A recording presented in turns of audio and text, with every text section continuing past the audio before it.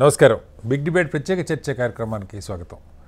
చాలా కాలంగా సమాజంలో రాజకీయ పార్టీలు అలాగే మేధావులు చెప్తుంటారు, రాజకీయ పార్టీల్లో అంతర్గత ప్రజాస్వామ్యం ఉండాలి. పార్టీలో నాయకత్వంగా ఎదగటానికి ఎవరి దయాదాక్షిణ్యాలు ప్రాపకం అక్కర్లేదు. సమర్థత, పనితీరు ఆధారంగా కింది నుంచి పైకి నాయకులు ఎదిగే పార్టీలే రాజకీయంగా దీర్ఘకాలం మనగలుగుతాయని చాలామంది చెప్తూ ఉంటారు.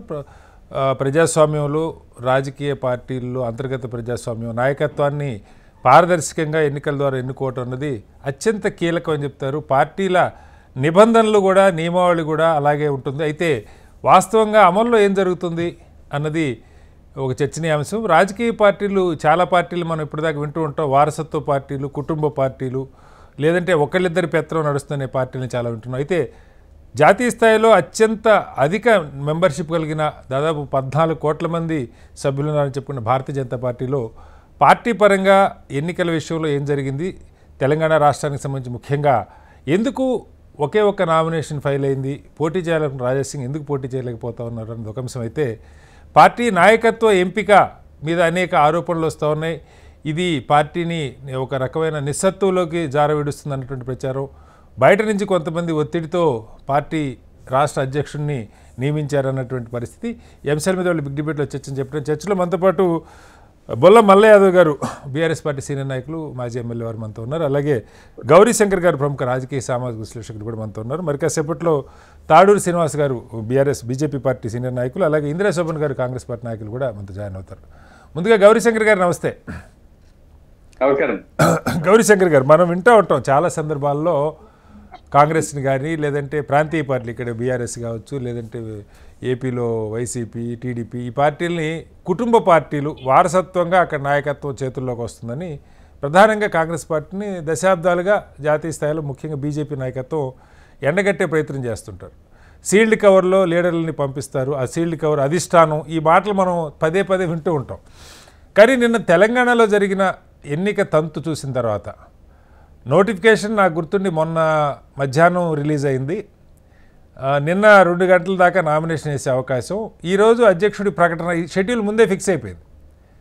నామినేషన్లు వేసిన తర్వాత కనీసం ఒక ఎన్నికలు జరగటానికి దానికి ఓటర్ లిస్ట్ కానీ, సభ్యులు ఎవరు ఎన్నుకుంటారని కానీ ఈ కసరత్తు అంతా జరిగిందా? అధిష్టానం సూచించిన వాళ్ళు నామినేషన్ వేస్తారు, మిగతా వాళ్ళు చూస్తూ ఉండాలి అని దాదాపు ఓపెన్గానే పత్రికలు, మీడియా అందరూ మాట్లాడుతున్నారు. దాన్ని ఎవరు ఖండించలే. ఎవరైనా పోటీ చేయొచ్చు అన్నమాట మొక్కుబడి కూడా అనట్లా.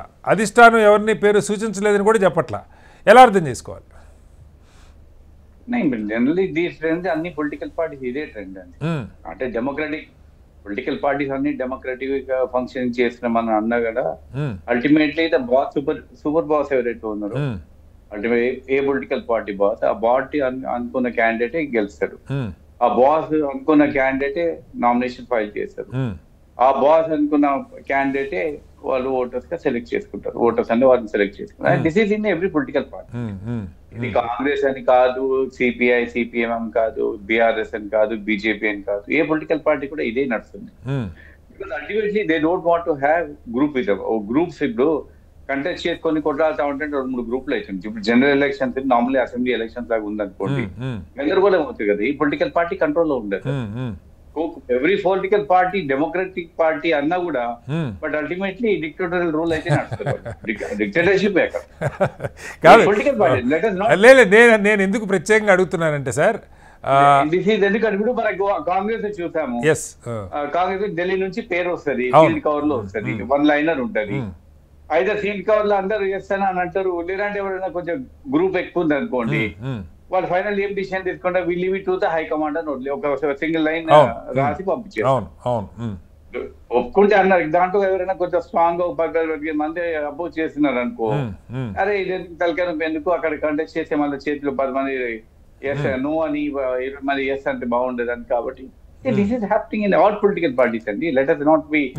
కాదు, ప్రత్యేకంగా మిమ్మల్ని అడగటంలో కారణం ఏంటంటే సార్, అన్ని పార్టీలు జరుగుతున్న సంగతి నాకు తెలుసు. కానీ భారతీయ జనతా పార్టీ ఇది కాదు, మేము డెమోక్రటిక్గా నాయకత్వం ఛాయ్వాలా ప్రధాని అయ్యాడని చెప్పుకుంటూ ఉంటారు చాలా సందర్భాల్లో. నాయకుడు నిజంగా కూడా వాస్తవం. మోడీ గారు ఎదగటానికి పార్టీ అద్భుతంగా అవకాశం ఇచ్చింది. అన్ని స్థాయిల్లో ఆయనకి పయనించేదో పెద్ద ప్రాపక ఉండి అధిష్టానం నిర్ణయిస్తే ఆయన ప్రధాని అయ్యాడో లేకపోతే గుజరాత్ ముఖ్యమంత్రి అయ్యాడని మనం అనుకోవట్లా. మరి అలా మిగతా వాళ్ళు కూడా అవకాశం ఉండాలి కదా పార్టీలో, అది లేకపోవటాన్ని ఎలా అర్థం చేసుకోవాలి? ఇప్పుడు మనకు భారతదేశంలో మోస్ట్ డెమోక్రాటిక్ పార్టీ అంటే ఏది? మన కాంగ్రెస్ పార్టీ. ఎవరైనా ఫస్ట్ మోస్ట్ డెమోక్రాటిక్ పార్టీ ఇప్పటికీ.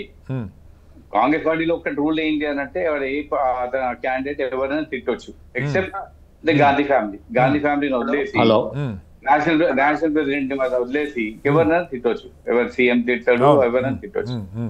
కానీ but when it comes to election process, selection of candidates అనుకోండి, మళ్ళీ అదే same high command will take a decision. ఆ హైకమాండ్ లో ఇద్దరు ముగ్గురు కలిసి అల్టిమేట్లీ ఎమ్మెల్యే క్యాండిడేట్ వాళ్ళే డిసైడ్ చేస్తారు, ఎంపీ క్యాండిడేట్ వాళ్ళే డిసైడ్ చేస్తారు. కొన్ని చోట్ల ఇద్దరు ముగ్గురు, కొన్ని చోట్ల ఒక్కళ్ళు, అంతే కదా, ఒక్కరు అది చేశారు. ఇక్కడి నామినేటెడ్ పోస్ట్ కూడా వచ్చినా అనుకో, 4 పేర్లు వచ్చినాయంటే మళ్ళీ ఫైనల్ హైకమాండ్ దగ్గరికే పోతారు. ఈ నామినేటెడ్ పోస్ట్ కూడా ఇవన్నీ పంచాయతీ 4 కంటెస్ట్. కాబట్టి every party democratic party, but every పార్టీలో డిక్టేటర్షిప్ నడుస్తుంది. రైట్ సార్, మళ్ళీ వస్తాను మీ దగ్గరికి. మనతో తాడూరు శ్రీనివాస్ గారు జాయిన్ అయ్యారు. శ్రీనివాస్ గారు నమస్కారం. హలో శ్రీనివాస్ గారు. తాడూరు గారు నా వాయిస్ వినపడుతుందా? వినిపిస్తుంది, చెప్పండి. తాడూరు గారు, ఇప్పుడే గౌరీశంకర్ గారు మాట్లాడుతున్నది మీరు విన్నారు. ఆయన దశాబ్దాలుగా పార్టీలో నడుస్తున్న తీరుని చూశారు. ఆయనకి నేను ఈ ప్రశ్న అడగటం చాలా కొంచెం ఆశ్చర్యంగా అనిపించింది. ఎందుకంటే ఏ పార్టీలో కూడా పెద్ద తేడా ఏం లేదు. కాంగ్రెసా, బీజేపీనా, లేకపోతే టీఆర్ఎస్ఆ, అది వారసత్వమా, లేదంటే ఒకళ్ళిద్దరి పెత్తనం. వారసత్వమే కాకపోవచ్చు, ఒకళ్ళిద్దరి పెత్తనం నడిచిన పార్టీ ఒకళ్ళిద్దరి చేతిలో ఉంది, డెమోక్రాటిక్గా ఫంక్షన్ చేయట్లేదు, నాయకత్వం పారదర్శకంగా ఎన్నికల ద్వారా రావట్లేదు అంటే అది ఒక రకమైన నియంతృత్వం కదా పార్టీలో. బీజేపీదే ఇప్పుడు ఎగ్జాంపుల్ ఎందుకు మాట్లాడుతున్నాం అంటే, ఇప్పటిదాకా మీరు కాంగ్రెస్ పార్టీని దుమ్మెత్తిపోసేవాళ్ళు. హైకమాండు సీల్డ్ కవర్ పంపిస్తారు, నాయకులు వాళ్ళు ఎవరిని డిసైడ్ చేస్తే వాళ్ళే నాయకులు, ఢిల్లీ చుట్టూ ప్రదక్షిణ చేస్తారని. మరి ఇప్పుడు ఇక్కడ పోటీ చేయాలనుకున్న వ్యక్తులకి అసలు అవకాశం లేకపోవటం, సమయం కూడా లేదు. వాస్తవంగా మీరు షెడ్యూల్ ప్రకటించేటప్పుడు అధిష్టానం ఎవరైనా పోటీ చేయొచ్చు అనుకున్నప్పుడు దానికి తగ్గ గ్యాప్ కూడా ఉండాలి. మీరు రిలీజ్ చేసిన షెడ్యూల్లోనే మొన్న నోటిఫికేషను, నిన్న నామినేషను, ఇవాళ ప్రకటన. అంటే అసలు ఎన్నిక జరిగే వాతావరణమే, ఎన్నిక జరగడానికి అవకాశమే లేకుండా పోటీ చేయాలనుకున్న వాళ్ళు ఫైనల్ కావాలి. వాళ్ళు కాస్త ప్రచారం చేసుకోవడానికి పార్టీని ఏ రకంగా ముందుకు తీసుకెళ్తారో చెప్పాలి. ఈ తతంగం ఏమీ లేకుండా మిగతా పార్టీలాగానే మొక్కుబడిగా మమ అనిపించారు. అధిష్టానం ఎవరిని సూచిస్తే వాళ్ళు నామినేషన్ వేస్తారు, మిగతా వాళ్ళు నిశ్శబ్దంగా ఉండాలి.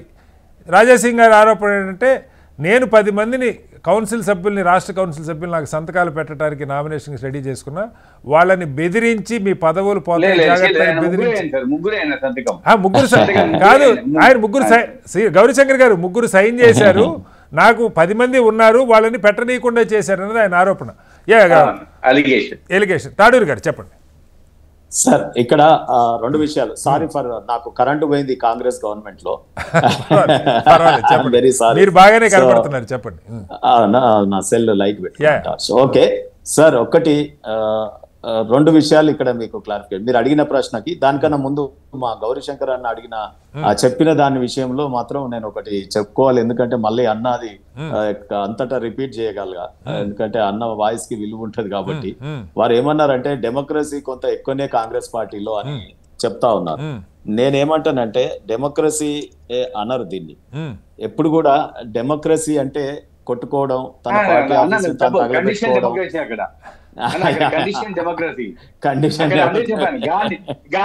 గాంధీ ఫ్యామిలీని ఒక్క తిట్టకుండా ఎవరిని తిట్టవచ్చు, ఎవరైనా తిట్టవచ్చు అనేది.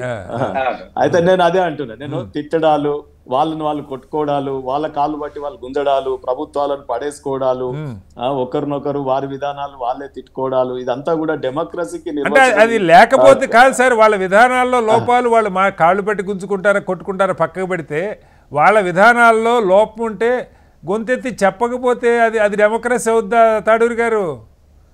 నేనేమంటున్నా అంటే ప్రజాస్వామ్యం అనే దానికి కాన్స్టిట్యూషన్ డిఫైన్ చేసిన కొట్టుకోవడం అనేది ప్రజాస్వామ్యంలో ఉండదు. నేను కొట్టుకోవడం సంగతి చెప్పట్లేదు సార్, కొట్టుకోవడం ఎక్కడైనా అప్రజాస్వామిక అనేది అది చెప్తా ఉన్నా. మా దాంట్లో ఎక్కువనే అనుకుంటూనే ఉంటారు, తిట్టుకుంటారు, వాడు డబ్బు మూటలు తెచ్చిండు అనేది ఇట్లా అంటుంటారు కదా. సో అటువంటి అన్ని కూడా నేను అది కాంగ్రెస్ పార్టీ మీ సంగతి చెప్పండి సార్. మీకు కాంగ్రెస్ కి ఏ డిఫరెన్స్ లేదు అని తాడూరు గారు చెప్తున్నారు. అన్ని పార్టీలు అదే చేస్తాయండి, ఇందులో పెద్ద ప్రత్యేకత ఏం లేదు, మీరు ఎందుకు ప్రత్యేకంగా అడుగుతున్నారని చెప్తున్నారు. మా దాంట్లో ఇంతకుముందు గౌరన్న సార్ మీ వాయిస్ కట్ ఉంది తాడూరు గారు. హలో తాడూరు గారు. శ్రీనివాస్ గారు మళ్ళీ తీసుకుంటారు, మీది వాయిస్ బ్రేక్ అవుతుంది, బహుశా సిగ్నల్ వీక్ ఉన్నట్టుంది. ఒకసారి మల్లా యాదవ్ గారు. శ్రీనివాస్ గారు మీది మళ్ళీ వస్తారు, మీ వాయిస్ బ్రేక్ అవుతుంది. పార్టీలు చాలా విమర్శ, ఇప్పుడు బీఆర్ఎస్ మీద కూడా చాలా విమర్శలు ఉన్నాయి. తండ్రి కొడుకు కలిపి నడుస్తున్నారు. మొదదాకా నలుగురు అనుకున్నారు, ఇప్పుడు నలుగురిలో కూతురు కాస్త డిఫర్ అయినట్టుగా తెలుస్తూ ఉంది. కుటుంబ పార్టీలని మీ మీద చాలా విమర్శ అన్ని పార్టీలు చేస్తున్నాయి, బీజేపీ కూడా ప్రధానంగా చేస్తుంది. ఈరోజు కూడా బండి సంజయ్ గారు మాట్లాడారు, దమ్ముంటే ఒక బీసీని పార్టీ అధ్యక్షుని చేయమని. సో దీన్ని అంటే పార్టీలు పేరుకి డెమోక్రసీ అయినా ప్రాంతీయ పార్టీలు మనం జరిగేది ఏంది, ఒకరోజు ఎన్నిక అంటారు, ఒక మహానాడు లాంటి కార్యక్రమం మీది బీఆర్ఎస్ ఇంకొక పేరుతో పెట్టుకుంటారు, ఎన్నిక నామినేషన్ వేస్తారు. ఇక అక్కడ సర్వోన్నత నాయకుడు అక్కడ ఉన్నాక ఇంక రెండో వాళ్ళు నామినేషన్ వేసే అవకాశం ఉండదు, పోటీ పడరు. కానీ ఇక్కడ విచిత్రంగా పోటీ పడాలనుకున్న వ్యక్తిని అనే ఆషామాషి సాధారణ కార్యకర్త కాదు, సీనియర్ మోస్ట్ ఎమ్మెల్యే పార్టీలో, దాదాపు కిషన్ రెడ్డి గారితో వాళ్ళతో సమకాలీండు ఆయన. కొన్ని సందర్భాల్లో ఒకే ఒక్క ఎమ్మెల్యే అసెంబ్లీలో ఉన్న సందర్భాలు కూడా ఉన్నాయి, రాజాసింగ్ ఒకే ఒక్కటి గెలిచేయని కూడా మాట్లాడుకున్న పరిస్థితి. అలాంటి వ్యక్తి నామినేషన్ వేయలేకపోవటం, సమయం లేకపోవటం, ఆయనకి సంతకాలు పెట్టడానికి నిరాకరించడం, ఎన్నికలు జరిగితే పార్టీలో గ్రూపులు ఏర్పడతాయని ఇప్పుడు గౌరీశంకర్ గారు వాస్తవమే కావచ్చు. ఇప్పుడు గ్రూపులు లేవా, ఏ పార్టీలో గ్రూపులు లేవంటే ఏం చెప్తారు? ఇప్పుడు రాజకీయ పార్టీల గురించి ఒకవేళ మనం సుదీర్ఘమైన చర్చ పెడితే, జాతీయ పార్టీలు కానీ ప్రాంతీయ పార్టీలు కానీ సిద్ధాంతపరమైన రాజకీయాలు ఈ రోజు ఏ పార్టీ చేయట్లేదు. సిద్ధాంతపరమైన చర్చ లేదు, సిద్ధాంతపరమైన నిర్ణయాలు కూడా కావు. రాజకీయంలో అధికారంలోకి రావడం కోసం అమలు కానీ కూడా హామీలు ఇస్తున్నారు. మనకు అధికారంలోకి రావడం ముఖ్యం, వచ్చిన తర్వాత ఏం చేస్తాం ఏందనేది తర్వాత అనే ఒక ఆలోచనతో ఈ రోజు రాజకీయాలు నడుస్తూ ఉన్నాయి. అయితే ఒక నిర్మాణాత్మకమైన పరిస్థితి ఈ రోజు అధికారంలోకి వచ్చిన వాళ్ళు చేయట్లేదు, రాజకీయాలలో అధికారంలో రావాలనుకునే పార్టీలు కూడా చేసే పరిస్థితి లేదు. ప్రధానంగా ఈ రోజు నియామకం కాడికి వస్తే, ఆ నియామకంలో రాజాసింగ్ గారు మొదటి నుంచి క్రియాశీలక సభ్యుడైనా రాజకీయంగా అసలు కాదు సార్, సారీ మళ్ళీ నియామకం అన్న పదం వాడితే ఓకే, అది నియామకం అంటలా, ఎన్నిక అంటున్నారు. సమస్య అది ఎవరు అపాయింట్ చేస్తారంటే మనం అర్థం చేసుకోవచ్చు ఇది అపాయింట్మెంట్ పార్టీ అని. కాదు, ఇది ఎన్నిక కాపాడ్డారు, ఏకగ్రీవంగా ఎన్నిక కాపాడ్డారని చెప్తున్నారు, ప్రజాస్వామ్యంగా ఎన్నిక జరిగిందని చెప్తున్నారు. అది నా పాయింట్. మళ్ళీ యాదవ్ గారు, ఎలక్షన్ నామినేషన్ ఫైల్ ఎలక్షన్ పరంగా నామినేషన్ అనే ప్రాసెస్ స్టార్ట్ అయిందంటే అది ఏకగ్రీవం అండ్ ఎన్నికన్నట్టే కదా. నామినేటెడ్ గా జనరల్ గా అసలు ఆ ఎలక్షన్ ప్రాసెస్ లేదు అనుకున్నప్పుడు వేరు, వారు ఒక నామినేషన్ ఇచ్చేసిరు, ఇంకొకరిని నామినేషన్ కానియకుండా చూసి ఏకగ్రీవం చేసిరు. సో పార్టీ అధిష్టానానికి వ్యతిరేకంగా పోయి వేరే వాళ్ళు ఎవరు మద్దతు ప్రకటించే పరిస్థితి ఉండదు, వేరే వాళ్ళు ఎవరు కూడా అంత సాహసం చేసి నేనున్న పోటీ పెట్టండి అని అంటే నెక్స్ట్ జరిగే పెద్ద ఫలితం కూడా ఉండదు. కాబట్టి పార్టీ ఒక నిర్ణయానికి వచ్చింది కాబట్టి ఈ రోజు ఏకగ్రీవం కావడానికి మార్గం సుగమమైంది. రామచంద్రరావు గారి వైపు మొగ్గు చూపించింది పార్టీ అధిష్టానం కూడా. ఇందులో నేను ఆయన కంటే ఎక్కువ పనిచేసినా ఈయన కంటే తక్కువ పనిచేసినా అనే దానికి లేదు. పార్టీ నిర్ణయాలు వాళ్ళకి అంతర్గత నిర్ణయాలు వాళ్ళకు ఉంటాయి, ఏ పార్టీ నిర్ణయం వాళ్ళకి అది అంతర్గత సమస్య.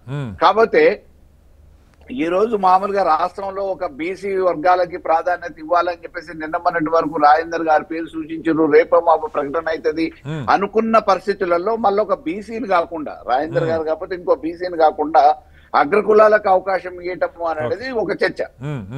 ఇతర సామాన్యులలో కానివ్వండి, రాజకీయ మేధావులలో కానివ్వండి, రాజకీయ పార్టీలలో కానివ్వండి. ప్రధానంగా మామూలుగా ఒకవైపు కాంగ్రెస్ 42% అన్నారు, సరే వాళ్ళు చేయగలుగుతారా చేయలేరా అనేది తర్వాత సంగతి. ప్రధానంగా అన్ని పార్టీలు కూడా బీసీ వాదం ఎత్తుకుంటున్న నేపథ్యంలో రేపు జరగబోయే ఏ నామినేటెడ్ అయినా లేదంటే ఎన్నికైనా లేకపోతే పదవులైనా డెఫినెట్ గా బీసీ వర్గాలకు అవకాశం వస్తుంది అని ఆలోచించి దాంట్లో ప్రథమంగా రాజేందర్ గారి పేరును కూడా సూచించిన నేపథ్యంలో వారిని కాదని చెప్పేసి అకస్మాత్తుగా రాత్రి రామచంద్రరావు గారి నియామకం జరిగింది అని అంటే ఇందులో సరే వారు పార్టీ నిర్ణయం మాది ఇది మాకు కొన్ని నియమావళులు ఉన్నాయని చెప్పి చెప్పొచ్చు, కానీ ప్రజల అభిప్రాయానికి మించింది ఇంకొకటి. అది మనం వద్దాం సార్, రాజేంద్ర గారిని ఎందుకు పెట్టలేదు, ఎందుకు రామచంద్రరావు గారిని అధిష్టానం నియమించింది అన్నది అదొక చర్చ, అది మాట్లాడదాం, సెకండ్ హాఫ్లో మాట్లాడదాం. నా పాయింట్ ఏంటంటే అధిష్టానం ఒకళ్ళ వైపు మొగ్గు చూపి వాళ్ళ నామినేషన్ ఏంటని చెప్పటం అది ప్రజాస్వామ్యం అవుతుందా? ఇదేదో ముఖ్యమంత్రి పదవి కాదు, లేకపోతే ఎన్నికలు కాదు, మామూలు జనరల్ ఎన్నికలు కాదు. పార్టీకి ప్రజాస్వామ్యబద్ధంగా నాయకత్వం ఎదగొచ్చు, సాధారణ కార్యకర్త కూడా పార్టీ అధ్యక్షుడు కావచ్చు, ముఖ్యమంత్రి కావచ్చు, ప్రధాని కావచ్చు అని చెప్తున్న పార్టీలో అసలు ఎన్నికల్లో పోటీ పడటానికి అవకాశం లేకుండా అధిష్టానం ఒకళ్ళ వైపు మొగ్గు చూపితే ఎలా అర్థం చేసుకోవాలి? అంటే అల్టిమేట్ గా పార్టీలో జరిగే ఏ పదవికైనా ఎన్నిక అనేది నామినల్ గా చెప్తారు తప్ప జరిగేది అధిష్టానం సూచన మేరకు అధిష్టానం కనుసన్నగలనే ఏ పార్టీకైనా జరుగుతుంది. అది accepted fact. Accepted fact. So వాళ్ళకి వేరే వేరే ఎన్ని రకాలుగా బేరీ చేసుకొని రామచంద్రరావు గారిని డిసైడ్ చేసింది. ఆ డిసైడ్ చేసిన దాన్ని వ్యతిరేకించి ఇంకొకళ్ళు ఎవరు సాహసం చేయలేరు, వాళ్ళకి మద్దతు కూడా దొరకదు కదా పార్టీ. ఓకే, మళ్ళీ వస్తాను సార్ మీ దగ్గరికి. తాడూరి గారు, మీరు వింటా ఉన్నారు, అసలు పొరపాటుని కూడా దీనికి భిన్నంగా ఏదైనా పార్టీ ఉంటుంది అని అనుకోవట్లే. ఇది ఒక స్టాండర్డ్ నామైపోయింది. పార్టీలో నాయకత్వం పోటీ పట్టడం అంటే సిద్ధాంతాలకు కట్టుబడి ఉండాలి, ప్రజాస్వామ్యబద్ధంగా క్యాడర్కి పార్టీని ఏ రకంగా ముందుకు తీసుకెళ్తారో చెప్పగలగాలి. క్యాడర్ ఎవరన్నది మీరు నిర్ణయం చేయండి. ఏ స్థాయిలో సాధారణ సభ్యుడికి ఓటింగ్ ఇస్తారా, లేకపోతే కౌన్సిల్ సభ్యుల్లాగా వాళ్ళ రిప్రజెంటేటివ్స్, ఎగ్జిక్యూటివ్స్, ఏదో పేరు ఏదైనా ఉండండి వాళ్ళకి ఇస్తారా అన్నది వేరే అంశం. కానీ ఆ పోటీ చేసి ఇదిగో నేను పార్టీని ఈ రకంగా ముందుకు తీసుకెళ్దాం అనుకుంటున్నాను, నేను ఈ రకంగా ఇప్పుడు రాజాసింగ్ గారు ఒక మాట అన్నారు, విఐపి ప్రెసిడెంట్ అక్కర్లేదు, అన్నాని కార్యకర్తలు ఆప్యాయంగా పిలుచుకునే వాళ్ళు కావాలని. వాస్తవం కదా అది. అది రాజాసింగ్ గారే మరొకళ్ళ, నేను రాజాసింగ్ గారే కావాలంట్లా. కానీ ఆ అవకాశం లేకుండా అధిష్టానం ఒకళ్ళ వైపు మొగ్గు చూపి మొక్కుబడిగా వాళ్లే నామినేషన్ వేస్తారు, మిగతా వాళ్ళు వెయ్యరు అన్న తర్వాత అది ప్రజాస్వామ్యం ఎట్లా అవుతుంది, ప్రజాస్వామ్యబద్ధంగా పార్టీ నడుస్తుందని మీరు ప్రత్యేకంగా ఎలా క్లెయిమ్ చేసుకుంటారు? అందరితో పాటు మీరంటే ఓకే, అది మనకు అర్థం అవుతుంది. ఎలాగ నేను ఒక విషయం మీకు చెప్తాను. వీలైతే మిమ్మల్ని గౌరీశంకర్ అన్నని మల్లన్న వస్తా అంటే కూడా అభ్యంతరం లేదు, అకాడమిక్ ఇంట్రెస్ట్ తో పార్టీ ఆఫీస్కి వస్తా అంటే మా అన్ని డీటెయిల్స్ మీకు చూపిస్తాను. రెండో విషయం ఏంటంటే, నేను కూడా ఆ పార్టీలోకి వెళ్ళి 2 ఏళ్ళు అయింది, చాలా నిశ్చితంగా అబ్జర్వ్ చేస్తున్నా. ఎందుకంటే ఇన్నేళ్ల గ్యాప్ నేను ఆ పార్టీని సంపూర్ణంగా అవగాహన చేసుకొని నాలో ఆ బీజేపీ ఫ్లేవర్ బయటికి కనిపించాలి. కాబట్టి నేను కూడా అడుగడుగున నిమిషము నేను అకాడమిక్ గా ఒక చదువుకున్న పార్టీలో నేను చేస్తా ఉన్నాను. అయితే దీంట్లో ఏంటంటే మాది సంస్థాగత వీటి నిర్మాణ కార్యక్రమానికి ప్రతి దానికి ఒక అభియాన్ ఉంటది. సో ఆ అభియాన్ లో ఒక కమిటీ చేస్తారు, ఎలక్షన్ కమిటీ. సెంట్రల్ లెవెల్లో ఇప్పుడు లక్ష్మణ్ గారు ఉన్నారు. ఇది దేశ అధ్యక్ష పదవిని నియామకం జరిగే దాంట్లో ప్రాసెస్ ని అబ్జర్వ్ చేయడానికి ఆ కమిటీకి ఇప్పుడు మన తెలంగాణకి ఆపర్చునిటీ దొరికింది చాలా కాలం తర్వాత. అది లక్ష్మణ్ గారు చూస్తా ఉన్నారు. ఇక్కడ మేము ఫస్ట్ బూత్ లెవెల్ శక్తి కేంద్రాలు, ఆ బూత్ లెవెల్ అయిపోతేనే 50% అబవ్ అయితేనే ఇదంతా అందరికి తెలుసు సార్, మీరు పత్రికల్లో ఇచ్చారు. నా ప్రశ్న ఒకటే, బూత్ లెవెల్లో కూడా నియామకాలేనా? అక్కడ పనిచేస్తున్నారు డెమోక్రసీ అందరిని పిలిపించేస్తారు బూత్ లెవెల్లో. ఆ కాలనీలో ఆ బూత్ లో ఉన్నటువంటి వాళ్ళందరూ వచ్చి వాళ్ళు ఏకాభిప్రాయంతో నిర్ణయిస్తే పోయిన ఇన్ఛార్జ్ వాళ్ళని చేసుకొని, ఏకాభిప్రాయం లేకపోతే ఎలక్షన్ ఉంటుంది. మరి ఇక్కడ ఏకాభిప్రాయం లేదు, ఇద్దరు పోటీ పడాలనుకున్నారు. ఇక్కడ చెప్తాను, అడిగి నేను రాలేదు కదా, ఇంకా నేను మండల లెవెల్లోనే ఉన్నాను. చెప్పండి. మండల లెవెల్ అయిపోయిన తర్వాత జిల్లా లెవెల్ తర్వాత 51% అయిపోయిన తర్వాత స్టేట్ కౌన్సిల్ మెంబర్స్ అయిన తర్వాత ఈ రాష్ట్ర ఎన్నికలు ఇప్పుడు అన్ని రాష్ట్రాలలో జరుగుతా ఉన్నాయి. మన దగ్గరికి శోభా మేడం గారు వచ్చారు, ఇంకో రాష్ట్రానికి ఇంకో రాష్ట్రానికి ఇంకోరు. అయితే ఇప్పుడు మీరు నిన్న చూసిన దాంట్లో ఏంటంటే కొన్ని నియమావళి ఉంటుంది దీంట్లో. ఇది క్రియాశీలక సభ్యత్వం 10 years మినిమం 10 times ఏదో ఉండాలి, ఆ రకంగా ఉంటుంది. సో తర్వాత వయస్సు కూడా ఉంటుంది, మాకు మండల కమిటీకి ఇంత వయసు ఉండాలి, రూల్స్ పెట్టుకోవచ్చు, తప్పు కాదు. అయితే దానికి అన్నిటికీ ఫిట్ అయింది రామచంద్రరావు గారు. ఎందుకంటే వారు మొదటి నుంచి పార్టీని అంటుపెట్టుకొని ఉన్నారు కదా. రెండోది ఏంటంటే రాష్ట్రం ఒక రూల్స్ ఉన్నాయి, దేశంతో ఒకే రూల్స్ ఉన్నాయి సార్. అందరూ దేశం అంతా ఒకే రూల్స్ అండి. ఇక్కడ ఈ రాష్ట్రంలో ఫిట్ అయింది ఒక్క రామచంద్రరావు గారే. ఒక్క రామచంద్రరావు గారు ఫిట్ అని కాదు, మీరే అన్నారు ఆ మాట. నేను చెప్తున్నాను ఏంటంటే, రెండోది రామచంద్రరావు గారు నామినేషన్ తీసుకున్నారు. 10 మంది దాంట్లో ఎంతైతే ఎలిజిబిలిటీ క్రైటీరియా ఉందో అవన్నీ నింపి నామినేషన్ వేశారు. రాజాసింగ్ గారు ఏమో ముగ్గురే వచ్చినట్టుంది, వారికి ముగ్గురే వచ్చినట్టుంది కదా సార్.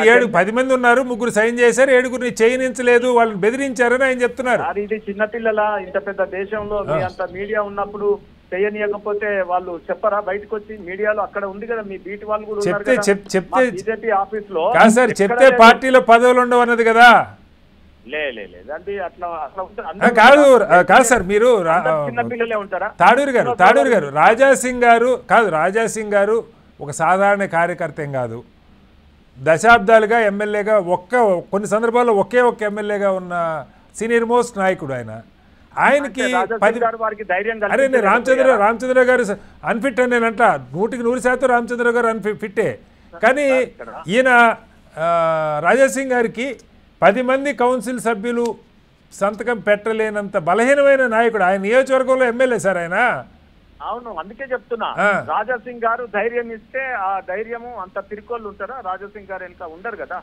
సో నేనేమంటున్నా అంటే అక్కడ సరే ఏదన్నా ఉండొచ్చు, వారు కొంత మీకు తెలుసు అసమ్మతిగా మాట్లాడుతా ఉన్నారు. అధిష్టానం సూచించిందా? ఇప్పుడు ఇక్కడే కాదు సార్, ఇప్పుడు ఏపీలో హేమీలు ఉన్నారు, కిరణ్ కుమార్ రెడ్డి గారు ఉన్నారు, పురంధరేశ్వర్ గారు ఉన్నారు, సుజనా చౌదరి గారు. మనం ఏం చేస్తాం? అరే మీరు ఇక రేపటి నుంచి మీరు కాంగ్రెస్ ని ఏనెత్తి చూపడానికి అవకాశం ఉండదు. తాడూరు గారు నామినేషన్ వేయలేదంటే వేసే పరిస్థితి లేదు. అధిష్టానం ఒకళ్ళని సూచించాక వేరే పార్టీ ఒక రకంగా డిసిప్లిన్. ఇప్పుడు రామచంద్రరావు గారే స్వయంగా నామినేషన్ వేసిన తర్వాత ఇప్పుడు మేమున్నాము, రామచంద్రరావు గారు వేసిన తర్వాత నాకన్నా మెరిటోరియల్ క్యాండిడేట్ అని మేము ఊరుకుంటాం కదా. అవునండి, మీరు ఊరుకుంటారు సార్. నేను సమర్థుడే అనుకుంటాను, లేదు ఇంకొకరు సమర్థులు అనుకుంటారు, వాళ్ళు పోటీ పడే అవకాశం ఇవ్వాలి కదా. వాళ్ళ తరఫున నామినేషన్ వద్దన్నమాట, ఓపెన్ గా ఉంది కదా నామినేషన్ పత్రాలు. రైట్, మళ్ళీ వస్తాను. ఇప్పుడు రాజాసింగ్ గారికి అయితే పత్రాలు ఇచ్చినామా లేదా? పత్రాలు ఇచ్చారు కానీ వేయనివ్వాలి, మరి అయిపోయాయి కదా. ఎవరు అడిగినా ఇస్తుండే, ఆడ ఓపెన్ గా పెట్టినారు క్యాబిన్.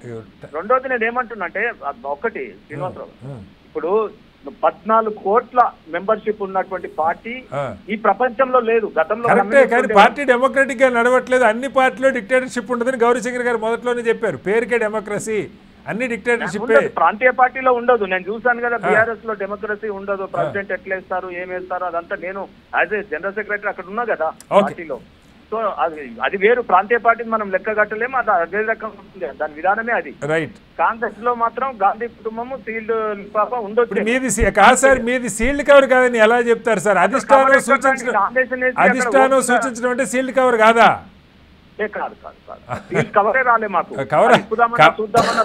కవర్ వచ్చినా రాకపోయినా మళ్ళీ వస్తాను తాడూరు గారు, మళ్ళీ వస్తాను మీ దగ్గరికి. ఇందిర గారు ఇక్కడ మంచి చెడు తిట్టుకున్నా కొట్టుకున్నా కాంగ్రెస్ పార్టీలో స్వేచ్ఛగా మాట్లాడుకునే అవకాశం ఉంటుంది. ఏదో గాంధీ కుటుంబాన్ని తప్ప మిగతా వాళ్ళు ఎవరైనా ఏమైనా అనుకోవచ్చు. ఆ వెసులుబాటు కర్ణాటకలో చూస్తా ఉన్నాం, కొట్లాట నడుస్తూ ఉంది పంచాయతీ.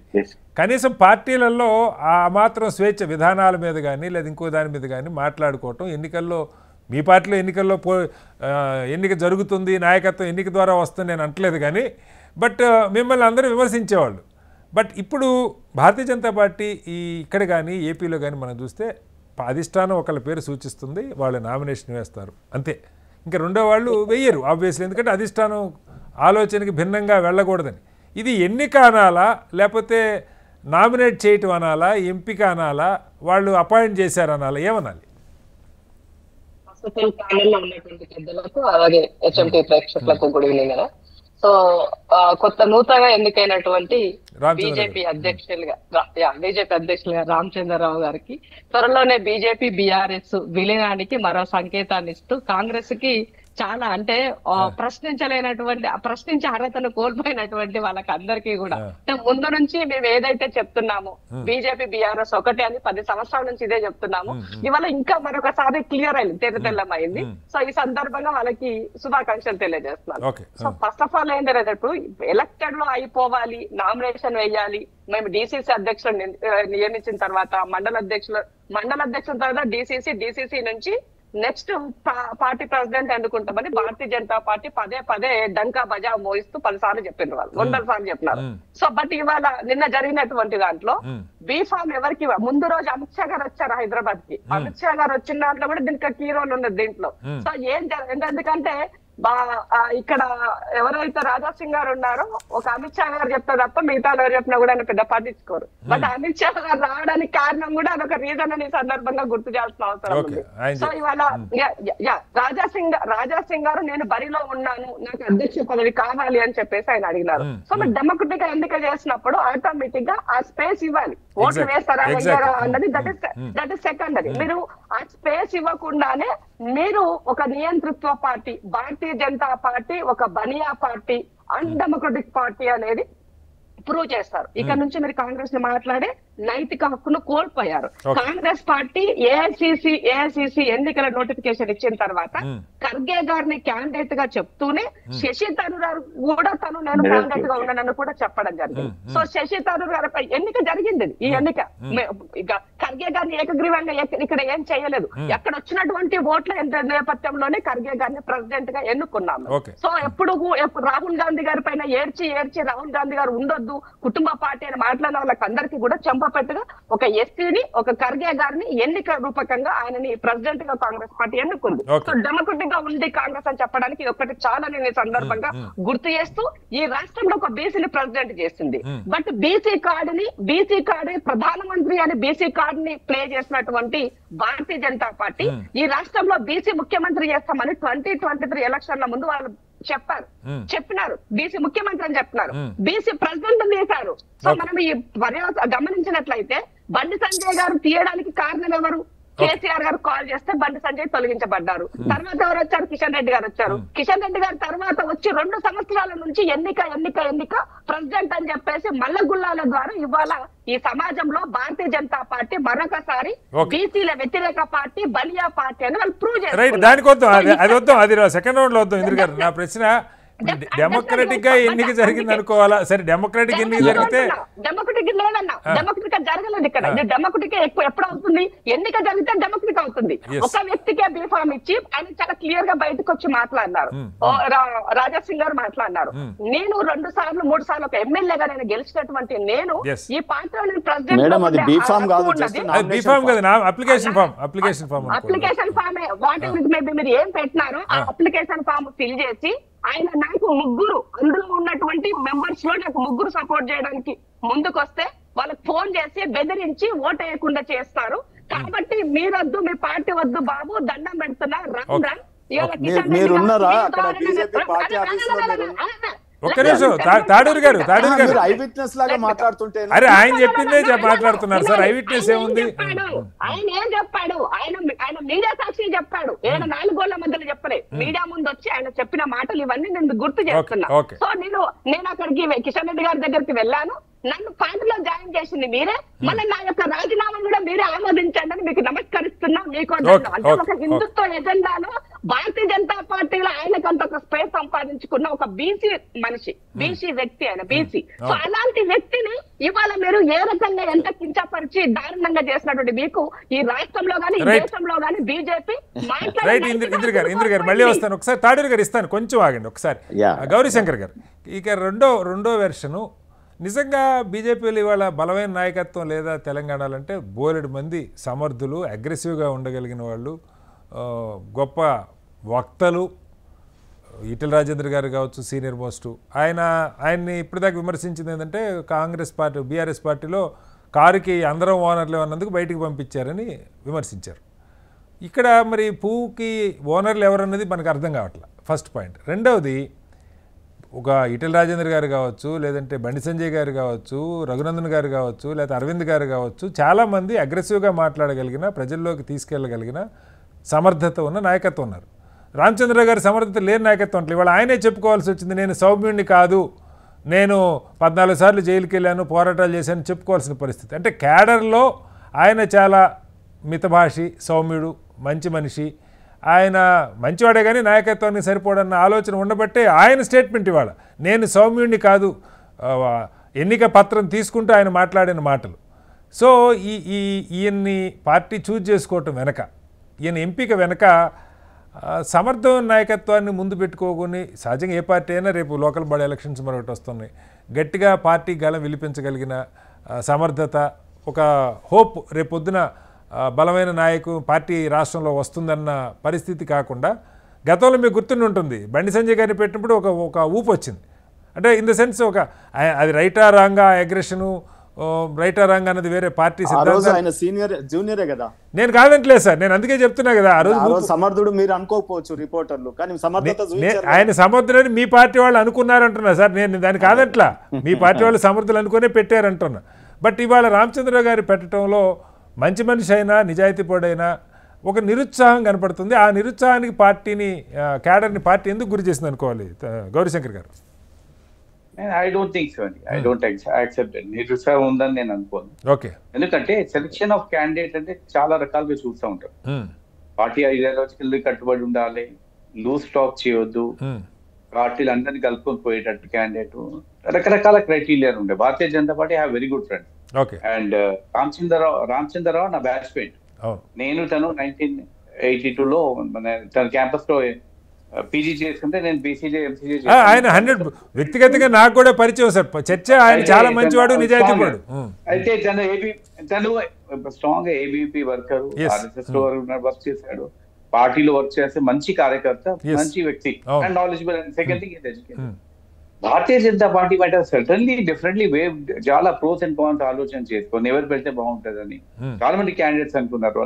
బండి సంజయ్ గారు పెడితే బాగా ఊపు వస్తుంది అనుకున్నారు. అండ్ సెకండ్ థింగ్ కొంతమంది కిషన్ రెడ్డిని కంటిన్యూ చేయాలి కొంతమంది ఉన్నారు.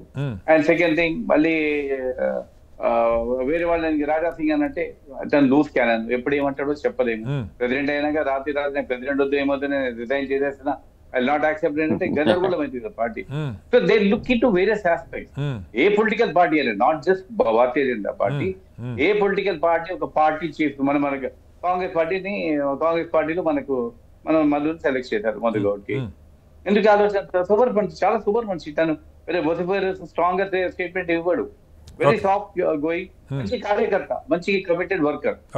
సేమ్ థింగ్ భారతీయ జనతా పార్టీలో కూడా పెద్ద ఆలోచన చేయవచ్చు. డిఫరెంట్ వాళ్ళు ఎన్నో క్రైటీరియాలు చూసుకొని గ్రాస్ రూట్ లెవెల్ కార్యకర్తల ఒపీనియన్ తీసుకొని వాళ్ళ సర్వేలు చేసుకొని డిఫరెంట్ గా సెలెక్ట్ చేసుకున్నారు. అమాంగ్ ద బెస్ట్ అనుకున్నారు.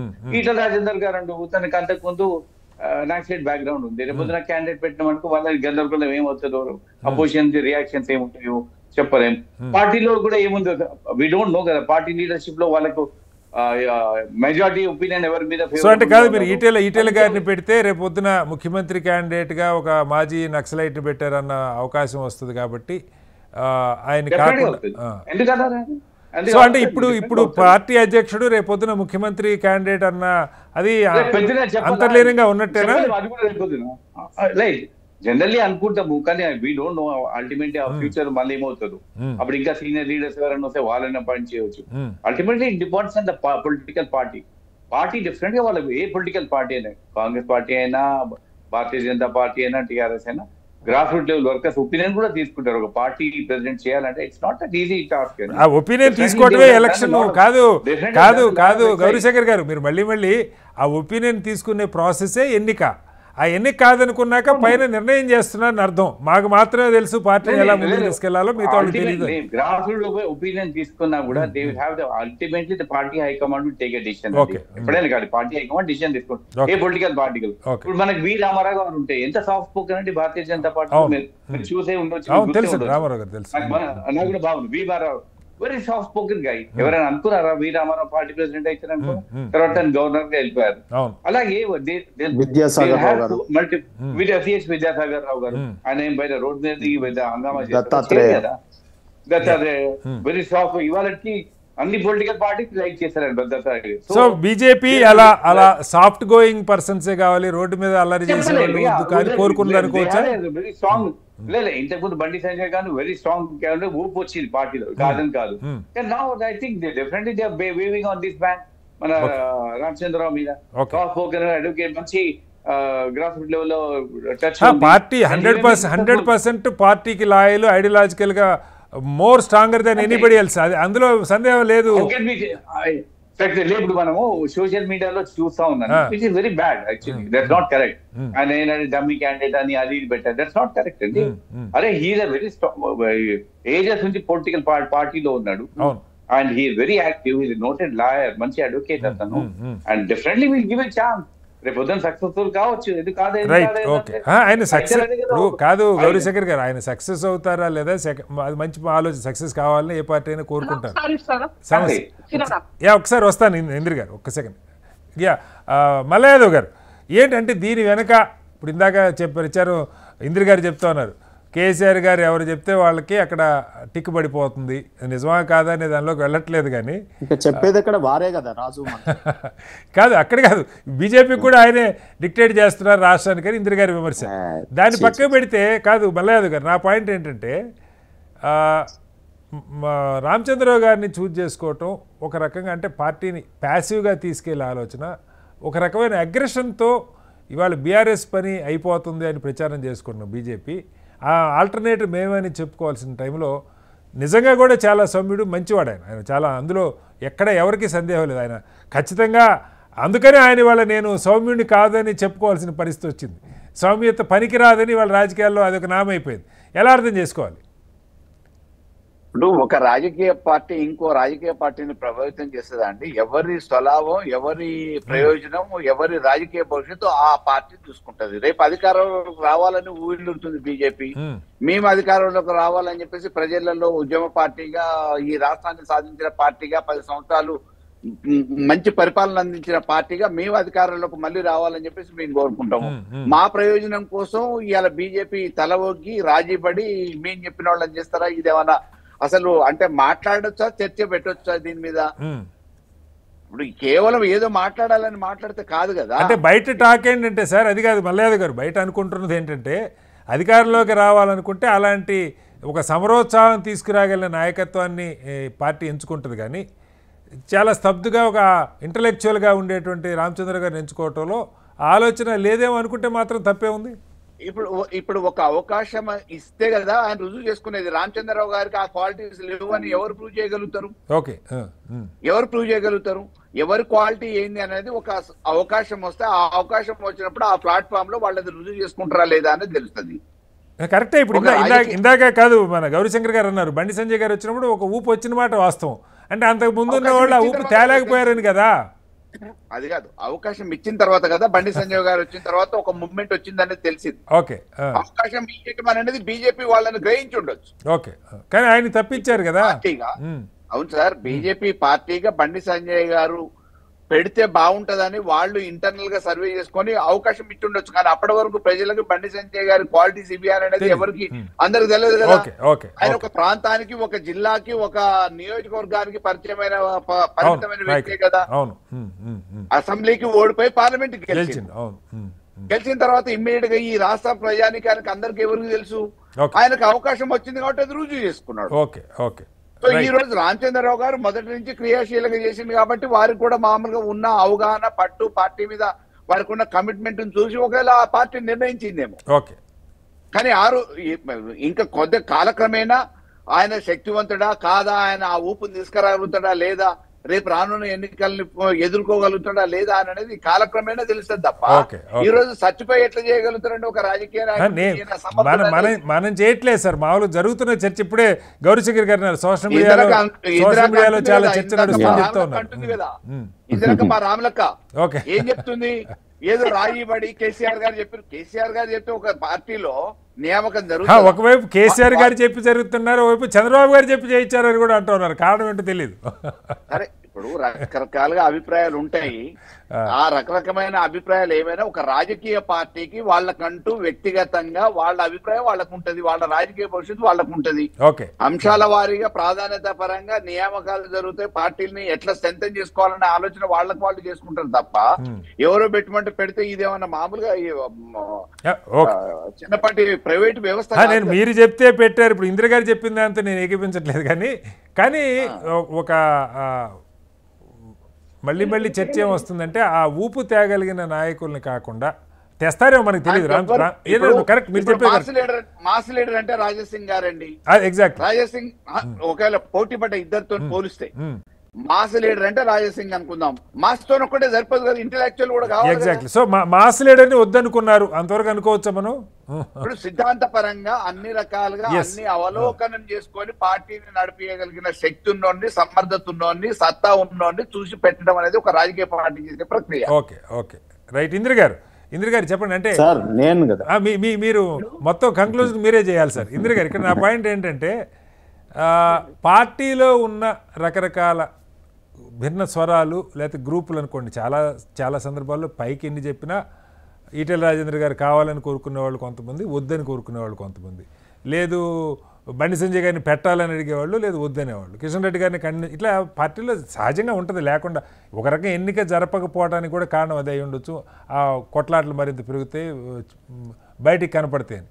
బట్ ఏదో ఒక నాయకత్వాన్ని చూజ్ చేసుకోకపోవటం వల్ల ఒక నిస్సత్తువ ఏర్పడే అవకాశం ఉందా? లేదు ఆయన మంచివారు, సమర్థుడు, అగ్రెసివ్గా పనిచేసిన నేపథ్యం కూడా ఉంది గతంలో విద్యార్థి నాయకుడికి ఉన్నప్పుడని ఆయనే చెప్తున్నారు. ఇప్పుడు గౌరీశంకర్ గారు ఏకంగా ఆయన క్లాస్మేట్, అలా నడుపుతారు అనుకోవచ్చా?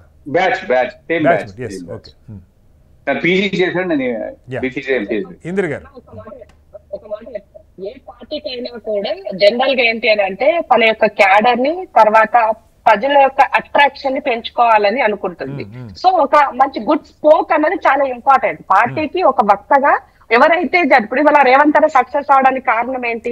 చాలా బ్రహ్మాండంగా తను డిఫైన్ చేయగలుగుతారు, ఎదుటి వ్యక్తిని టార్గెట్ చేసి మాట్లాడగలుగుతాడు. ఒక ప్రతిపక్ష నాయకుడు ఆయన సక్సెస్ అయ్యిండ్రు అక్కడ. కాబట్టి పార్టీ కూడా ఒక వర్కింగ్ ప్రెసిడెంట్ ఇచ్చి ప్రెసిడెంట్ అవ్వడానికి ప్రమోట్ అవడానికి కారణం రేవంత్ అనే యొక్క తన యొక్క దూకుడుతనం, పబ్లిక్ స్పీకింగ్, దూకుడుతనం, నాయకత్వ లక్షణాలు. ఎగ్జాక్ట్లీ అది రేవంత్ అనే సక్సెస్ పాయింట్స్ గా మనం చెప్తాం. సో ఇవాళ భారతీయ జనతా పార్టీ రాష్ట్రంలో అధికారం రావాలని కోరుకుంటున్నప్పుడు, సో ఇక్కడ నేను ఇప్పుడు ఇచ్చిన వాళ్ళ ప్రెసిడెంట్ గురించి నేను తక్కువ చేసి నేను మాట్లాడాను. ఒక అడ్వకేట్ గా ఆయన మాట్లాడే విధానంలో తన వరకు తను సక్సెస్ అయ్యి ఉండొచ్చు. బట్ పబ్లిక్ పర్సెప్షన్ లో పార్టీ ఎప్పుడూ కూడా పబ్లిక్ పర్సెప్షన్ లో ఎలా ఉండాలి లీడర్ అనేది కోరుకుంటారు. సో ఇక్కడ భారతీయ జనతా పార్టీ యొక్క వ్యూహం ఏందో నాకు అర్థం కాల. అంటే ఏ political knowledge, common minimum knowledge లేని వాడు కూడా ఒక కమ్యూనిటీ బేస్ లో ఇది స్ట్రెంత్ కమ్యూనిటీయా, ఇది ర్యాలీ అవుతుందా, ఇక్కడ వాళ్ళ యొక్క ఎంతవరకు మనం వాళ్ళు స్ట్రెంత్ చేసుకోగలుగుతారు, ఇవన్నీ కూడా ఒక ప్రెసిడెంట్ ఎన్నుకున్నప్పుడు తన యొక్క క్యాలిబర్ ని మనం క్యాలిక్యులేట్ చేస్తాం. సో ఇక్కడ తన యొక్క క్యాలిబర్ ని వాళ్ళు ఏ రకంగా తీసుకున్నారో నాకు తెలియదు. ఓన్లీ ఒక సీనియారిటీ, RSS లైక్ అట్లాంటి వాళ్ళు తీసుకున్నట్టుగా మనకి ఇక్కడ కనబడుతుంది. కానీ ఈ రాష్ట్రంలో ఉన్నటువంటి నేపథ్యంలో ఇక్కడ 3 ముక్కలాట నడుస్తుంది, కాంగ్రెస్, బీజేపీ, బీఆర్ఎస్. సో ఇక్కడ ఆల్రెడీ బీఆర్ఎస్ అవుట్ స్టేజ్ కి వెళ్ళిపోయినప్పుడు నీకు ఏముండాలి, బీజేపీ సెకండ్ ప్లేస్ కి రావాలని ఆలోచించుకోవాలి. కానీ బీజేపీ ఆ ప్లేస్ తీసుకోకుండా వాళ్ళ యొక్క నాయకత్వము దానిని అంటే యాక్టివ్ అండ్ వెరీ ప్రోగ్రెసివ్ గా ఉండే వ్యక్తి కాకుండా నార్మల్ గా ఉన్నటువంటి తీసుకున్నప్పుడు ఎవరైనా అంచనా వేస్తారు కదా. సో బీజేపీకి ఎప్పుడు శత్రువు కాంగ్రెస్, ఇక్కడ కాంగ్రెస్ అధికారంలో ఉంది కాబట్టి మళ్ళీ 10 సంవత్సరాలు బీఆర్ఎస్, బీజేపీ అంతేకాకుండా పనిచేస్తూ వచ్చాయి, అన్ని విషయంలో సపోర్ట్ చేస్తూ వచ్చారు. సో ఇవాళ మళ్ళీ కూడా అదే లైన్ లో వాళ్ళు మూవ్ అవుతున్నానికి ఇది ఎవిడెన్స్ గా మనకు కనబడుతుంది కళ్ళ ముందు. కాబట్టి ఇక్కడ మనము దీన్ని పెద్దగా ఏదో భూతద్దంలో రాకెట్ సైన్స్ లాగా మనం చెప్పాల్సినటువంటి అవసరం లేదు అంటున్నాను నేను. సో ఆ పార్టీ వాస్తవానికి చెప్పాలనుకుంటే భారతీయ జనతా పార్టీ ఈ మధ్య కాలంలో ఒకప్పటి ఉన్నటువంటి వాజ్పేయి పార్టీకి ఇప్పటికీ లాట్ ఆఫ్ డిఫరెన్స్. ఎందుకంటే వాళ్ళ ఐడియాలజీ అవన్నీ కూడా వాళ్ళు మార్చేసుకున్నారు, పవర్ పరమావధిగా పనిచేస్తున్నారు అని చాలా రాష్ట్రాలలో. సో అట్లాంటప్పుడు ఈ రాష్ట్రంలో చాలా మంది కూడా భారతీయ జనతా పార్టీలోకి వెళ్ళినటువంటి వాళ్ళు తిరిగి వాళ్ళు కాంగ్రెస్ కి వచ్చారు. ఎందుకు అనంటే వాళ్ళు ఈ రాష్ట్రంలో వాళ్ళు ప్యూర్లీ బీఆర్ఎస్ పైన డిపెండ్ అయి పాలిటిక్స్ చేస్తున్నారు. కాబట్టి వాళ్ళు ఎవరైతే బీఆర్ఎస్ పైన టార్గెటెడ్ గా వాళ్ళ పైన పనిచేయాలని శత్రువుగా భావించి, ఎందుకంటే ఉద్యమంలో పనిచేసినటువంటి వ్యక్తి 10 సంవత్సరాలు వాళ్ళు చేసిన విధ్వంసానికి అక్కడ బీజేపీ ఏమైనా సపోర్ట్ చేస్తుందని బీజేపీలోకి పోయినటువంటి వాళ్ళు కూడా మళ్ళీ యూటర్న్ తీసుకొని కాంగ్రెస్ లోకి వచ్చారు. ఇది మీరు గమనించాలి 2023 ఎలక్షన్లకు ముందు. కాబట్టి ప్రాక్టికల్ గా మనం ఆలోచించినప్పుడు భారతీయ జనతా పార్టీ ఈ రాష్ట్రంలో తన ఎదగాలని అనుకోవట్లేదని చాలా క్లియర్ కట్. వాళ్ళే ఇప్పుడు ఎవరు చేయాల్సిన అవసరం లేదు, తన నెత్తిన తాను చేయబెట్టుకొని బక్మాసూర్ రస్తాన్ని వాళ్ళు ప్రయోగించుకుని చెప్పాల్సినటువంటి అవసరం ఉంది. రెండో విషయం ఏంటంటే ఆ పార్టీలో కాంగ్రెస్ నుంచి DK నగర్ వెళ్ళిన తర్వాతనే వాళ్ళ పార్టీ పెరిగింది చాలా వరకు. రేవంత్ రెడ్డి గారు భస్మాసుర హస్తం రాకుండా చూసుకోండి కాంగ్రెస్ పార్టీ అన్న అవసరం లేదు. రేవంత్ రెడ్డి వల్లనే ఇవాళ కాంగ్రెస్ పార్టీ అధికారంలో ఉంది. ఇది నేను గంటా రేపు ఆయన వల్లనే పోవచ్చు కూడా. ఎందుకు అనుకుంటారు అట్లా ఎందుకు అనుకుంటారు? అది నెగిటివ్. సో ఇక్కడ ఏంటి అనంటే ఒక వ్యక్తి తను చేసేటువంటి పని ప్లస్ ఆర్ మైనస్ అన్నది ప్రజలు మాట్లాడుకుంటారు. అది ఏం చేస్తాను, నేను ఏమి ఇచ్చాను అనే దానికి.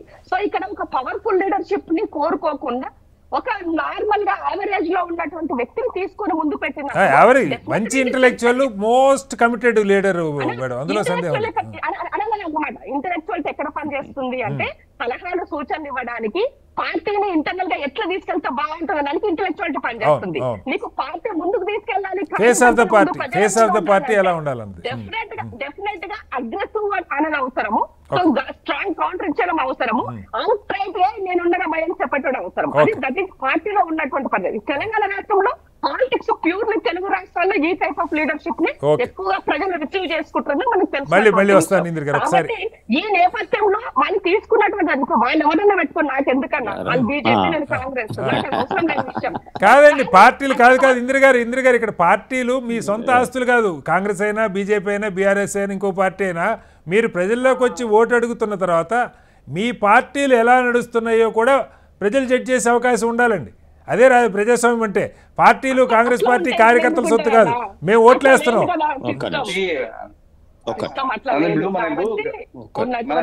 ఒక్కసారి వస్తారు సార్, టైం ఉంది. తాడూరు గారు ఇస్తాను 1 సెకండ్. ఇంద్ర గారు మళ్ళీ వస్తాను మీ దగ్గరికి. తాడూరు గారు 2 ప్రశ్నలు మీకు. తాడూరు గారు ఇక్కడ ఫస్ట్ థింగ్, సరే ఇంటర్నల్గా డెమోక్రసీ ఉందా లేదా అధిష్టానం ఆలోచించి పెట్టింది హైకమాండ్, ఇది ఒక అంశం అయితే ఆ పెట్టడంలో ఎప్పటి నుంచో ఇక్కడ ఒక బీసీ నాయకత్వాన్ని ఎదగనిస్తాం, బీసీని పార్టీ ప్రెసిడెంట్ని చేస్తాం, బీసీని ముఖ్యమంత్రిని చేస్తాం అని చాలా సంవత్సరాల నుంచి మాట్లాడుతూ ఉన్న పరిస్థితి. ఇవాళ మళ్ళీ సడన్గా అది మారటం ఒకటి. రెండవది సహజంగానే ఇప్పుడు కాంగ్రెస్కి రేపు మొన్న ఎలక్షన్లో మనకి ముఖ్యంగా సౌత్లో ఫేస్ ఆఫ్ ద పార్టీనే చాలా ఇంపార్టెంట్. బీఆర్ఎస్ అంటే కేసీఆర్ గారు, లేకపోతే కాంగ్రెస్ అంటే అక్కడ జాతీయ స్థాయిలో రాహుల్ గాంధీ, లేదంటే ఇక్కడ రాష్ట్రంలో ఇప్పుడు రేవంత్ రెడ్డి గారు కావచ్చు. రేవంత్ రెడ్డి గారు పార్టీ పీసీసీ ప్రెసిడెంట్ అయిన తర్వాతనే ఆ పార్టీ ఎన్నికల్లో, సరే కర్ణాటక ఎన్నికల గెలుపు కొంత కలిసి వచ్చి ఉండొచ్చు, ఆ సమయానికి ఒక బలమైన లీడర్గా ప్రజల ముందుకు రాగలిగాడు, ఎన్నికల్లో గెలవగలిగారు. చాలా సందర్భాల్లో మీరే ప్రశ్నిస్తారు చాలా రాష్ట్రాల్లో మీ ముఖ్యమంత్రి అభ్యర్థి ఎవరో చెప్పండి అని. ఇక్కడ రేపొద్దున రామచంద్రరావు గారిని ముఖ్యమంత్రి అభ్యర్థిగా జనం ముందుకు వెళ్ళబోతా ఉన్నారా రేపొద్దున రాబోయే పార్లమెంట్ అసెంబ్లీ ఎలక్షన్స్కి? లేదు పార్టీ లైన్ చూసే జనం ఓట్లేయాలి, ముఖ్యమంత్రిని తర్వాత ఎమ్మెల్యేలు అధిష్టానం నిర్ణయిస్తాను అని చెప్తారా? ఎలా చేయబోతున్నారు? బ్యూటిఫుల్ ప్రశ్న సీనన్న. కొద్దిగా నాకు క్వాలిటీ టైం ఇవ్వండి, అదంతా కిల్ అయింది కరెంట్ లేక. నేనేమంటున్నా ఇక్కడ డెఫినెట్ గా వ్యక్తి ఆధారితంగా నడిచేటటువంటి పార్టీలు, కుటుంబ ఆధారితంగా నడిచేటటువంటి పార్టీలు ఈ తెలంగాణ రాష్ట్రంలో 2 ఉన్నాయి మాకు ఆపోజిట్ గా. ఒకటి టిఆర్ఎస్, బిఆర్ఎస్ మీకు తెలుసు. అది కేవలం లైఫ్ లాంగ్ ముఖ్యమంత్రి పదవైనా, పార్టీ ప్రెసిడెంట్ పదవైనా, వర్కింగ్ ప్రెసిడెంట్ పదవైనా, రేపు రాబోయే కాలంలో ముఖ్యమైన మంత్రులైనా, ముఖ్యమంత్రి అయినా వారి కుటుంబ సభ్యులే ఉంటారు, అది గ్యారంటీ. అది సో మేము ఎన్నేళ్ళు అట్లా కార్యకర్త పనిచేసినా, ఎంత క్యాలిబర్ ఉన్నా ఎవరు కూడా అందులో ఆపర్చునిటీ దొరకదు, ఆపర్చునిటీ ప్రూవ్ చేసుకునే అవకాశం దొరకదు. ఇక కాంగ్రెస్ పార్టీలో కూడా సేమ్ కదా. రాహుల్ గాంధీ గారి యొక్క ముత్తాత నెహ్రూ గారు, ఆ తర్వాత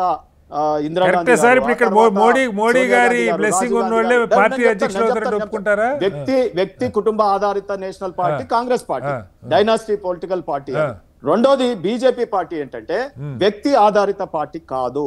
మీకు ఢిల్లీలో చూడండి సీఎం ఎవరిని పెట్టాం, మధ్యప్రదేశ్ లో చూడండి శివరాజ్ సింగ్ చౌహాన్ గారు ఉన్నారు. అరే అంత సీనియర్ ముఖ్యమంత్రిని తీసి మరి ఈయనని పెడితే ఎట్లా అని అనుకున్నారు. ఈజ్ ప్రూవింగ్ కదా. తర్వాత ఛత్తీస్గఢ్ లో, హర్యానాలో మేము మోడీ గారు, అప్పుడు వాజ్పేయి గారు. ఎన్నికలు ఎక్కడ ఎన్నికలు జరిగినా బీజేపీ గెలిచిందంట్లా మోడీ గారి నాయకత్వంలో గెలుస్తున్నారని చెప్తారు. ప్లీజ్ దయచేసి కొద్దిగా ఒక్క నిమిషం ప్లీజ్. ఇప్పుడు మీరు పనిచేసిన లోక్సత్తాలో ఐఏఎస్ చదువుకున్నటువంటి నాయకులు వచ్చినారు, ఒక సీట్ గెలిచినారు, అప్పుడు ప్రూవ్ చేసుకున్నారు అని అన్నారు, తర్వాత ఓడిపోయినారు. సో నేనేమంటున్నా, పివి నరసింహరావు గారు ఉన్నారు, ఏజ్ రీత్యా అరే ఈయన నాన్ గాంధీ ఫ్యామిలీ ఎట్లా నడిపేయగలుగుతాడని అన్నారు. తర్వాత ఎంత పేరు వచ్చింది ఈ రోజు ప్రపంచ దేశాలలో ఆర్థిక సంస్కరణలు. అది వారికి అవకాశం వస్తే కదా ప్రూవ్ చేసుకునేది. నేను ఈ రోజు బ్రైట్ రూమ్ మా పార్టీ యొక్క పండుగ వాతావరణంలో మేమున్నాం. రామచంద్రరావు గారు ఎవరు అంటే, ఆయన ఏబీపీ చదువుకునేటప్పుడు కమ్యూనిజాన్ని ఎదుర్కొని, ఎంతో ఆ రోజుల్లో జరిగినటువంటి నక్సల్స్ ని కూడా దాడులను ఎదుర్కొని నిలబడి ఉన్నటువంటి ఆయన. ఆ అడ్వకేట్ అయినాక కూడా యూనివర్సిటీలో ఈ రాష్ట్రంలోని ఏ విద్యార్థుల కేసులైనా కోర్టులలో వాదించి బెయిల్ ఇప్పించినటువంటి నాయకుడు. రెండోది నాతో పాటు నా కొలీగ్, ఎందుకంటే మల్కాజ్గిరి మాది సిఓపి, అప్పుడు వారు కూడా మల్కాజ్గిరి ప్రాక్టీస్ కి వచ్చేవాళ్ళు. వారు ధారాళంగా ప్రాక్టీస్ చేయడమే కాకుండా మా అడ్వకేట్ మన్నలను పొంది బార్ కౌన్సిల్ మెంబర్ అయినారు. సో అడ్వకేట్లని మన్నన పొంది అవడం అంటే అది నాట్ ఏ జోక్ కదా. ఆ తర్వాత ఎమ్మెల్సీగా కూడా నేను నా దోస్తుని, అరే నా బీఆర్ఎస్ పార్టీకి వెయ్యి అంటే కూడా, రామచంద్ర అన్న రా, ఎంత మంచి ఆయన, ఎంత సౌమ్యంగా ఎవరైనా మాట్లాడతాడు, ఎప్పుడు ఫోన్ చేసినా మాట్లాడతాడు, ఎంత మంచి ఆయన, రీచబుల్ క్యాండిడేట్, యాక్సెప్టెన్స్ ఉన్నటువంటి అని చెప్పి నాకు క్లియర్ దోస్తు కూడా ఆయన కోటేసిరు. అంటే మరి ఆయన గుణగణాలు అక్కడ ఎమ్మెల్సీగా గెలవడానికి పనికొచ్చింది కదా. సో ఈ రోజు క్యాండిడేట్ అనేది పార్టీలో తెలుగు ఇప్పుడు ఎమ్మెల్సీకి పనికి వస్తుంది సార్. గ్రాడ్యుయేట్ కాన్స్టిట్యూన్సీ ఎమ్మెల్సీ వేరు, పార్టీ ముఖ్యమంత్రి అభ్యర్థి వేరు. చెప్తున్నా అట్లా అనుకోవద్దండి. ఇవాళ రామచంద్రరావు గారు హైకోర్టులోనే ది బెస్ట్ లాయర్ అనేది అందరికి ప్రూవ్ అయినటువంటిది. మాకు సంఘ నాయకుడిగా ఎన్నుకోబడ్డవారు, ఏది బార్ కౌన్సిల్ నాయకుడిగా మేము ఎన్నుకున్నాం. రెండోది నేను ఏమంటూ ఇర్రెస్పెక్టివ్ ఆఫ్ పొలిటికల్ పార్టీ కూడా ఓట్లు పడ్డాయి. వాజ్పేయి గారి టైంలో ఎట్లయిందో ఆయన అందరూ ఓట్లు వేసినారు, వేరే పార్టీ వాళ్ళు కూడా.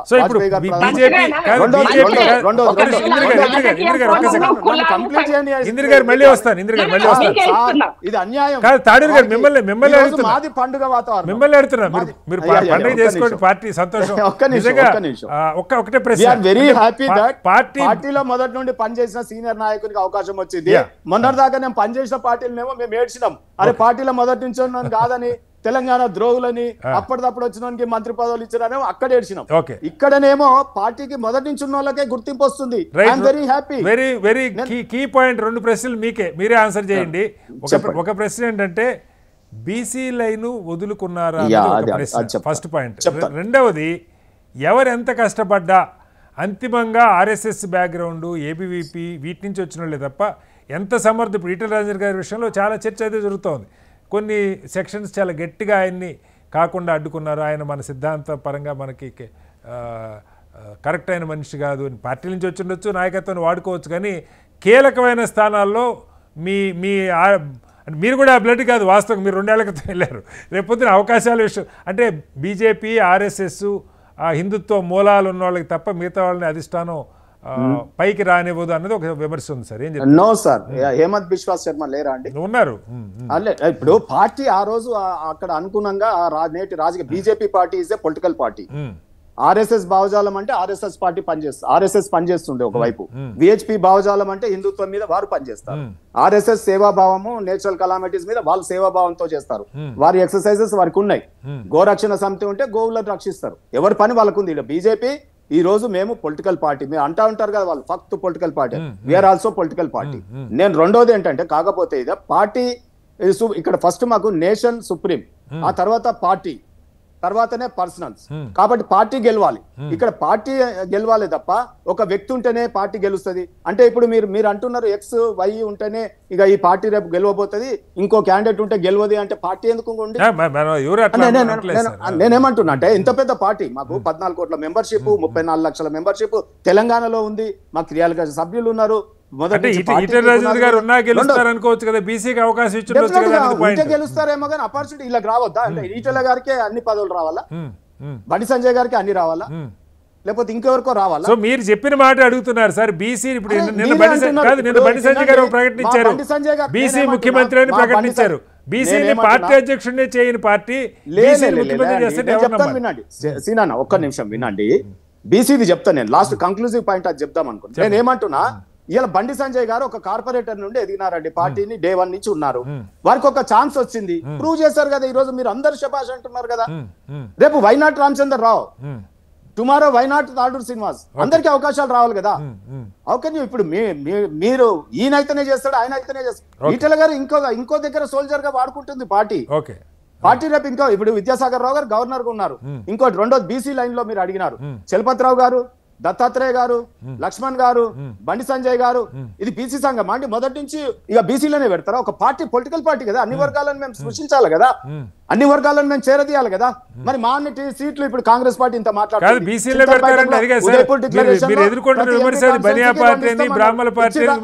కిషన్ రెడ్డి గారు బీసీ కాదు కదా. కాదండి, ఒకసారి వారికి అవకాశం వద్దా? అన్ని వర్గాలకు రావాలి కదా సీనన్న.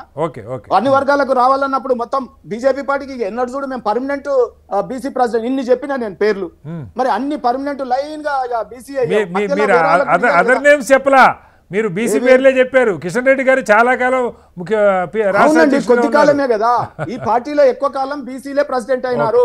ఇక ఇంకొకటి చెప్తా ఉన్నా, మాకు ప్రెసిడెంట్ కాదు, నేను ఒక ఓబీసీ నాయకుడిగా చెప్తా ఉన్నాను, దమ్ము ధైర్యం ఉంటే ఇవాళ ప్రధానమంత్రి 3 సార్లు ఓబీసీని చేసినాం, అది ఎంత పెద్ద పదం అండి. గాంధీ కుటుంబం చేయగలుగుతుందా అట్లా? రెండోది నేను ఏమంటే, గాంధీ కుటుంబం చేయగలుగుతుందా? రేపు వాళ్ళు సీటు మీద సోనియా గాంధీ గారు కూర్చుందామని ట్రై చేస్తే లీగల్ గా కాదు, నడవకపోతే ఆమె వేరే వాళ్ళని పెట్టింది గత్యంతరం లేని. రెండోది కేసీఆర్ గారి టైంలో వారు అవుతుందా వాళ్ళ పార్టీలో, ఏకైక పార్టీ బీజేపీలో. నేను ఒకటి అడుగుతున్నా, ఛాలెంజ్ ఇందిరా గారికి చెప్తాను, ప్రోగ్రామ్ పెట్టినాం. రామచంద్ర గారిని ముఖ్యమంత్రి అభ్యర్థిగా ముందు పెట్టి ఎన్నికలకు వెళ్తారా లేదా? బీజేపీని ముందు పెడతామండి, వ్యక్తులను కాదు, వ్యక్తులను కానే కాదు. రేపు పార్టీకి గెలిచిన తర్వాత ఇప్పుడు ఢిల్లీలో చెప్పాను నేను ముఖ్యమంత్రి క్యాండిడేట్ అన్నాను, ఊహించారా మీరు? ప్రకటించి వెళ్ళారు, అక్కడ ప్రకటించి వెళ్ళారు సార్ మీరు. సరే ఏ పార్టీ అయినా మీ అవకాశాలను బట్టి మీకు ఏది లాభం అనుకుంటే చేస్తారు. కిరణ్ బేడీని ప్రకటించారు, కొన్ని చోట్ల ప్రకటించారు. సార్ జన్మనెత్తిన ప్రతి మానవుడు కష్టపడ్డవాడు, ఆచరణ ఉన్నవాడు, ఆ అవకాశం వస్తే వాడు ప్రూవ్ చేసుకోవడానికి అవకాశాలు ఉండడమే డెమోక్రసీ. మీరు ఎప్పుడు సీల్ బంద్ ఎట్లా చేస్తారు ఒక క్యాండిడేటే ఉండాలని? మరి ఇంకొకటి చెప్తా ఉన్నాను, నేను ట్రాన్సిషన్ పీరియడ్ లో నేను తెలంగాణ రాష్ట్ర సమితిలో ఉన్నప్పుడు అరే తెలంగాణ ఉద్యమకారులందరూ మమ్మల్ని నాగం చేసిండు, మొత్తం ద్రౌలను నింపుకున్నాడు అని అన్నాం. ఇవాళ నేను సంతోషపడ గిట్లా కదా పార్టీ ఉండాల్సింది, మొదటి నుంచి పనిచేసిన నాయకులకు కదా కావాల్సింది అధ్యక్ష పదవి. సో ఆ రకంగా జరిగింది కదా, హర్షిద్దాం. మీరు కూడా అటువంటి పార్టీలు పాటించాలని చెప్పండి. ఇప్పుడు మీరున్నారు సీనా, మీ ఎక్స్పీరియన్సెస్ ఇలా జర్నలిస్ట్ గానీ మీరు ఇంత టాలెంట్ చూపిస్తారని నేను అనుకోలే. ఫస్ట్ ఓన్లీ రాజకీయ నాయకుడు అనుకున్నా. ఇలా మీరు వేసిరు, బ్లేజర్ వేసిరు, పౌడర్ వేసుకున్నారు, కూర్చున్నారు, జర్నలిజం చేస్తా ఉన్నారు. ఎంత ఇంటెలెక్చువల్. మేము అప్పుడప్పుడు మీదే చూడాల్సి వస్తుంది, ఎందుకంటే సబ్జెక్ట్ ఓరియంటెడ్ పోతున్నారు. మరి మీరు చప్పగుందని అందామా? ఓన్లీ తిట్టుకుంటేనే పార్టీలు డెమోక్రాటిక్ గా నడవాలి కోరుకుంటాం. ఇప్పుడు యూట్యూబ్ లో ఉన్నట్టు వస్తేనే మీరు జర్నలిస్ట్ అవుతారా? అరే నేను ఏమంటున్నా అంటే perception will be different. Party అవసరాలకు అనుగుణంగా చెప్పండి. ఇప్పుడు భారతీయ జనతా పార్టీ బీసీలకు ఇవ్వలేకపోయింది కాబట్టి ఇప్పుడు దాన్ని డిఫైన్ చేసుకోవడం కోసం ఇది కొత్త తెరపై తీసుకొచ్చే ప్రయత్నం వాళ్ళు చేస్తున్నారు. నేను ఏమంటున్నంటే నేను ఆయన క్యాలిబర్ ని నేను తక్కువ చేసి మాట్లాడట్లేదు, కానీ బీసీల ఎజెండా దేశవ్యాప్తంగా ఎత్తుకున్నటువంటి నేపథ్యంలో మేమెంతో మాకంతా వాటన్న సందర్భంలో ప్రెసిడెంట్ గా మీరు బీసీ చేయలేకపోతే ముఖ్యమంత్రి ఎక్కడి నుంచి ఇస్తారు? అంటే ప్రజల్ని మోసం చేస్తున్నారు.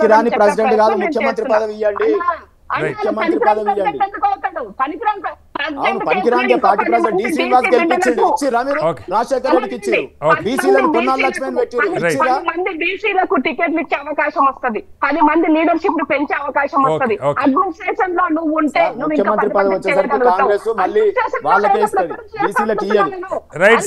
అది తప్పు. మీరు కేవలం ఈటల రాజేందర్ కి ప్రెసిడెంట్ రాకుండా చేయడం కోసమే